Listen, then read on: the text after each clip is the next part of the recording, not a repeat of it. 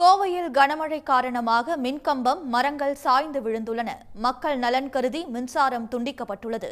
இதுகுறித்த கூடுதல் விவரங்களை தருகிறார் செய்தியாளர் மோகன். விவரங்கள்.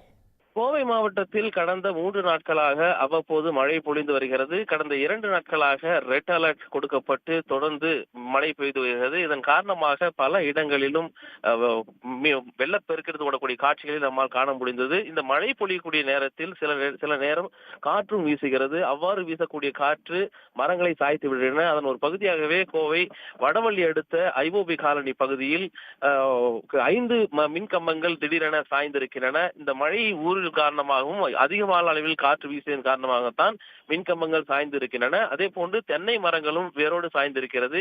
இதனால் இந்த பகுதியில் கடந்த 3 மணி நேரமாக மின்சாரம் துண்டிக்கப்பட்டு பொதுமக்களுடைய நலன் கருதி மின்சாரம் துண்டிக்கப்பட்டிருப்பதாக தெரிவிக்கப்பட்டிருக்கிறது.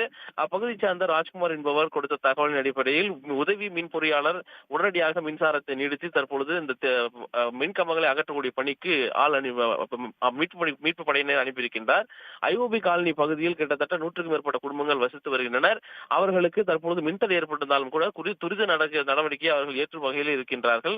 இந்த ஐஓபி காலனி பகுதி மட்டுமல்லாமல் கோவையில் இருக்கக்கூடிய பல இடங்களிலும் இதுபோன்று மின்கம்பங்கள் விழுந்திருக்கின்றன. அந்த மின்கம்பங்களை அவ்வப்போது அகற்றக்கூடிய பணி நடைபெற்று வருகிறது.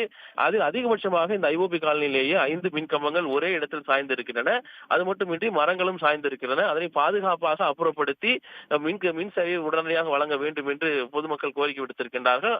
தற்பொழுது அந்த பகுதிக்கு மீட்பு குழுவினர் விரைந்திருக்கின்றார்கள். இன்னும் சற்று நேரத்தில் பணிகள் தொடங்கப்பட்டு விரைந்து மின்கம்பங்கள் மறுநடவு செய்யப்பட்டு பொதுமக்களுக்கு மின்சாரம் விநியோகம் செய்யப்படும் என்று மின்சாரத்துறை சார்பாகவும் தெரிவிக்கப்பட்டிருக்கிறது. விவரங்களுக்கு நன்றி மோகன். உடனுக்குடன் செய்திகளை தெரிந்து கொள்ள சன் நியூஸ் பெல் ஐகானை கிளிக் பண்ணுங்க.